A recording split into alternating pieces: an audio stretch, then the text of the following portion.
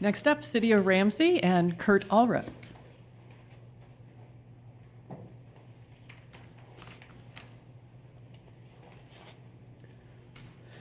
Thank you. The City of Ramsey, the main component of our transit-oriented development, was a master plan development project that started around the year 2000. That was a 322-acre master plan development that was privately owned. The city, since that time in 2009, acquired the property from the banks and has continued to do additional master planning and visioning for that area based on its location adjacent to the transit station. The total area of the tax increment district that was created in 2010 includes 400 acres, which is on both the north and south side of Highway 10 and includes the original 322-acre master plan development. Consequently, the city is now in ownership of the majority of property within the influence of the rail station, and that was one of the primary reasons for purchasing the property to begin with, was to control the land, to be able to plan it in a systematic way from a public perspective. Our ownership is about 140 acres. There also is another major property owner in the area who owns about 25 acres, and then the rest of the land is privately or individually owned. The area is planned for 2,400 housing units, including the master planned area as well as some adjacent areas. Approximately 600 units exist today, a mixture of housing types, including townhomes, single family, as well as some multiple family. There is an existing neighborhood retail center anchored by Coburn's grocery store, which includes retail. We have existing office complexes, a couple different office buildings, multi-story office buildings in the area. We have medical clinics, including a newly constructed VA clinic, community-based outpatient clinic, and the Alina Clinic, which recently was constructed on Ramsey Boulevard. Institutional uses include City Hall. The city made an investment in 2006 of $20 million to construct the City Hall complex, as well as an adjacent parking ramp structure, which was 600 spaces at the time, has since been expanded to 800 parking spaces, which services both the immediate retail area, the City Hall complex, as well as the rail station and the adjacent apartment complex. New development in the area includes the Residence at the Core, which is a 230-unit market rate apartment complex, high amenity, which provides a unique form of housing for our area, and it is immediately adjacent to the station. It's actually attached to the parking ramp, which is attached to the rail station via Skyway connection. In addition, this city has seen attraction of additional housing types. A workforce housing project consisting of 50 townhome units is currently under construction. That's a little less than a half mile away from the station. Have a Northgate Performing Arts Center, which is sponsored by a church, but also will be open to public use, as well as a potential for community theater. So, in summary, we've seen a lot of activity related to the rail station, and since we moved ahead with the construction and completion of that station, a lot of interest from different housing types and different retail based on both the station, the ability of the station to drive population, and also some additionally contemplated improvements to transportation, which includes upgrades to Highway 10. We've been working with Anoka, in particular in Anoka County, to upgrade the Armstrong interchange, which is a major feeder to both the station as well as the adjacent development area in the city. Thank you. Jim McComb. We're now beginning to enter into the part of the corridor where the growth characteristics are different from the communities we've talked about in the past. Ramsey Station, and this is information based on the bus service because we weren't able to access more current information. had roughly 2,800 residents that worked in downtown Minneapolis, a 3.1% capture rate on the bus, similar to Anoka's capture rate. Looking at the employment population and households, employment is increasing, population is increasing, households are increasing. The average household size is in the trend of declining modestly, but relatively high at 2.95 persons per household. The average household income is the highest in the corridor, and again, that's because it's a relatively new community. On the counter side of that, only 10% of the households are headed by a householder 65 years or older. Owner-occupied housing units have been increasing. The renter-occupied housing units have been increasing. And the percent of renter-occupied has increased from 2.5% to 8.5%. So it's growing, but it's lower than many of the other communities.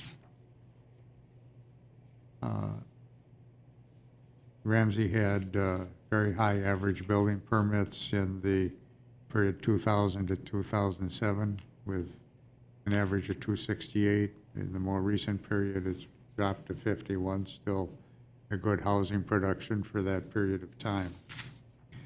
Looking to the future, indicate the potential over the next 5 years is for between 205 and 232 dwelling units in the station area.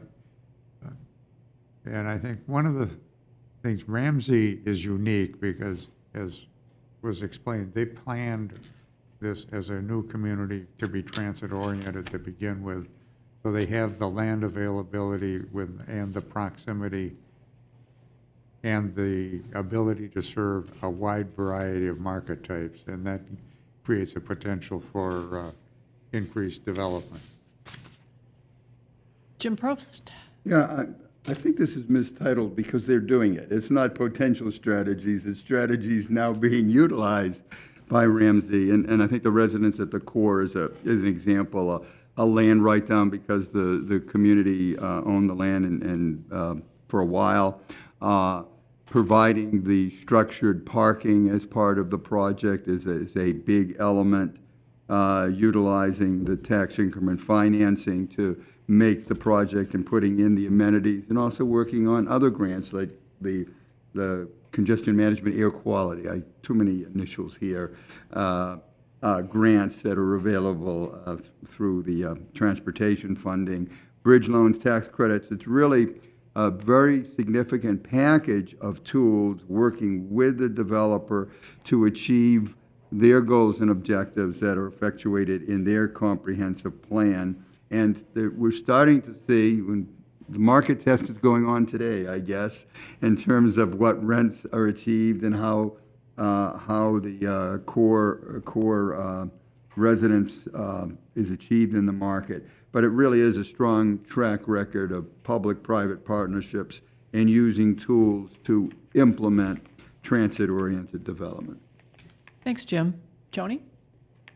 You know, the city, once again, has a pretty comprehensive plan for their trails and bike network. And, you know, they're already planning to basically put sidewalks on every side of every new street.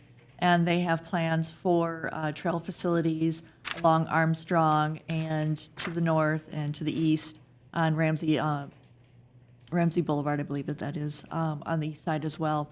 So one of the recommendations here is to make that connection, the east-west connection, which is a little further to the north right now, to bring that down in closer to the station itself. So try to make a trail connection that, once again, kind of parallels the north side of the rail corridor for a distance to try to conveniently get those bicyclists into the station. And then it may have to kind of swerve out a little bit as you go further to the north. But try to get that trail connection closer to the station area itself.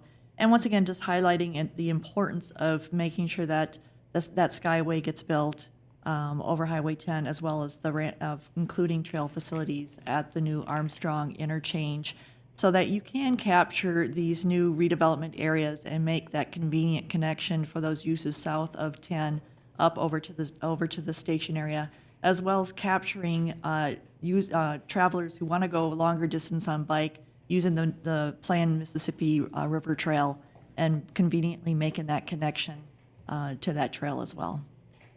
I think one of the things that did come out during some of our meetings is the degree to which these regional trails, bike trails, are being used recreationally on the weekends is something that we've been hearing a lot about, where bicyclists leave the metro area on a Saturday, on a weekend morning, and then bike back into the metro area.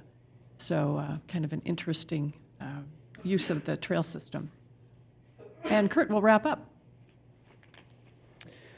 Well, as we move along, we continue to recognize that the master plan needs to change with the market, and so the market is constantly evolving. So the plan does need to be somewhat dynamic. We made some significant changes in 2009. We'll continue to evaluate what the interest is in the market, what the market will allow to encourage development of this area. Included in that is the tax increment district, the 400 acres. We're undertaking a study right now to reanalyze the TIF district, the effectiveness of it, the impact of declining property values in some areas of the district, and how we best manage that and maybe reduce it in size somewhat to better accommodate reality. We continue to work with the Metropolitan Council. We did receive 2 grants that are in place this year, $650,000 for a connecting road, which will connect the northern residential to the train station area, and also a connection to the south, the Mississippi Skyway, as it is being called, which will be a skyway across, connecting to the rail station, across Highway 10 to the regional park. And the regional trail corridor, as was mentioned, is becoming more and more important, both as a recreational feature potentially in the future, as well as commuter access to the rail station. We will continue also to work with our partners, both local communities as well as Anoka County and the Anoka County Regional Rail Authority, who has taken an active role in providing assistance in local road improvements, as well as assistance in constructing the rail station. We will continue, as I mentioned before, also trying to upgrade road access to this area, because that fundamentally is one of the more important transportation issues that we have, because it does conflict with the rail line, which continues to get additional traffic. We've seen more and more trains, 60 to 70 trains a day going through the area, which causes that conflict with our major north-south roadways. And so we need a way to get the traffic and pedestrians and bicycles safely across the rail and to avoid that conflict. So that's going to continue to be one of our top priorities in the future, is to develop a comprehensive transportation plan, which includes the transit and the rail station, as well as the highways to the area, the bikeways, and the pedestrian access. So those are the challenges that we have in the future to make this overall a successful development. Thank you.